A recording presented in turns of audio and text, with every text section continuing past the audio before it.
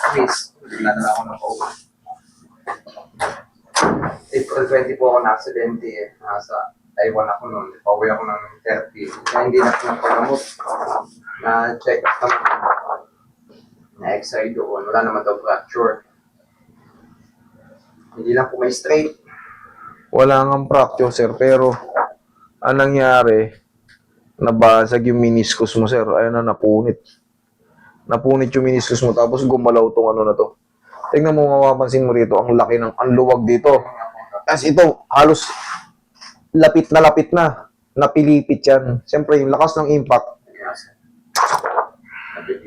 Bigla ako pa pong tinayo. Pagtayo ko Iipit na yung ECL tsaka PCL doon. Bigla ka nawala ng ano, no?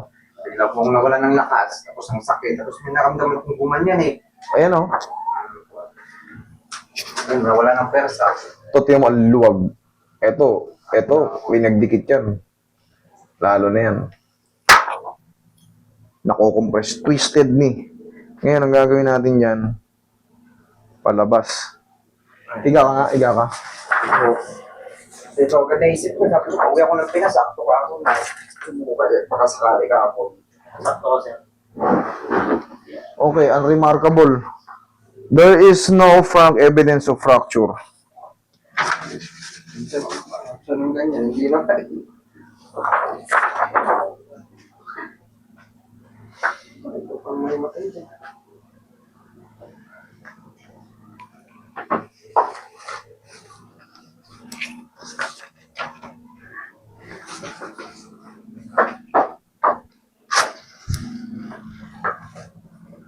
Hindi. Ayaw sumayad. Ayaw po. Ayaw May sumayad. nakalak dito, oh. Baka siyang may naka...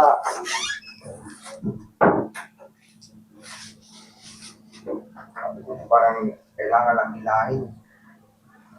Hindi ito hihilahin. Patagilid natin bibirahin mali ako. Hihilahin ko rin naman pero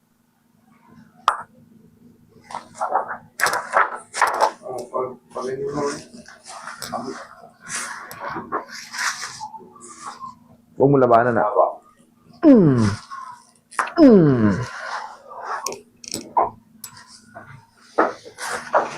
Huwag mong tigasan, huwag mong tigasan.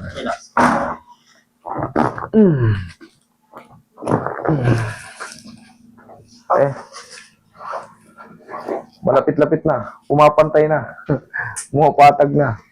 Kaya tumakas, pati calves ko, sakit. Konting lakad na last. Huli. April lang to, no? Ako, April 20, tapos nag-message ako. Disgrasya. Sir, sira yung meniscus mo dito sa medial part, ha? Maaring... Di ba nakita mo yung tuhod mo, ganyan, yung isa kabila nagdikit, yung kabila hindi. Ang tawag doon medial meniscus. Ito naman sa kabila lateral. Ngayon, sa lakas ng impact ng pagkakadisgrasya mo, buti nga hindi nabasag yung ano mo, napunitan lang. Eh, siyempre, magdudusa ka pa ng mga ilang buwan doon sa pagdiin. Pero yung ano, Kaya pa naman kung bumalik yan sa dati. yes. Ang consequence lang nito, idol, prone ka sa mabakang. Ano ibig sabihin nun? Ano po yan? Yung parang masasakang ka pagtagal ng panahon. Gano'n. Wala. Ang bata mo pa, nasira na kagad yung meniscus mo. Yun na nga. Hindi na po ako makalaro ng basketball yan. Makakalaro ka. Ang ano nga lang, pagtanda mo, para siyang nakabuka. Nakaganto. Nakita mo yung mga matatanda? Opo. Ay, posibilidad pa lang gano'n ang May malaki ang posibilidad. Malaki ang posibilidad. Pagtanda mo pa naman yun. Pero wag mong isipin yun. Gusto ko lang po, Ayun, trabaho pa ako ng ano.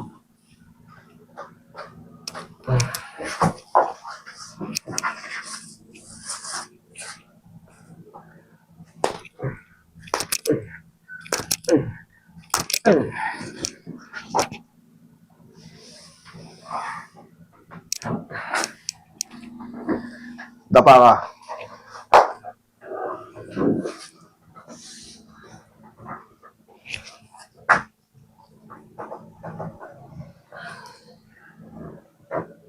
Thank you. Tiyaya.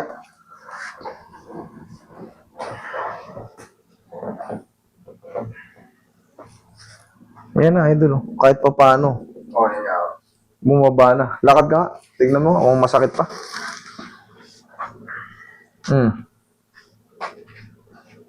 Parang gumaan, no? Dito mo lang talaga. Meron pa dyan. Okay. Ngayon, obserbahan natin ng mga ilang linggo, 2 linggo, kung may straight na siya. Nga, Parang ano dito, nakaklama yung pakiramdam ko. higa ka pa. Higa ka pa.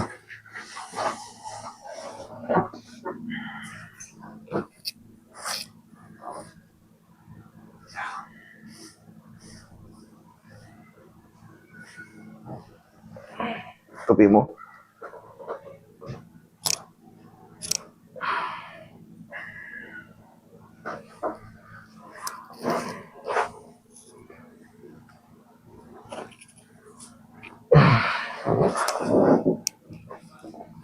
Lambutan mo lang.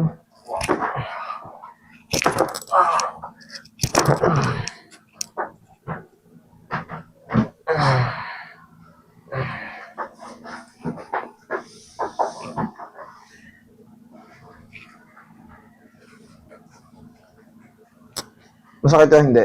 Hindi po. Okay. Ito mismo tuhod lang talaga.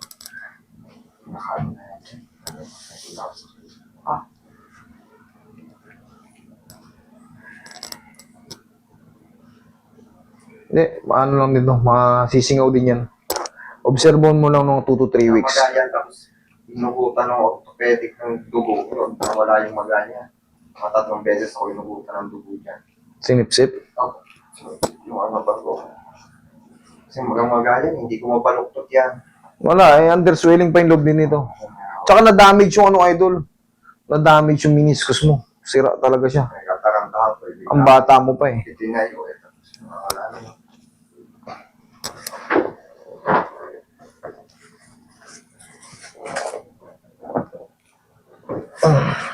Okay, lakad.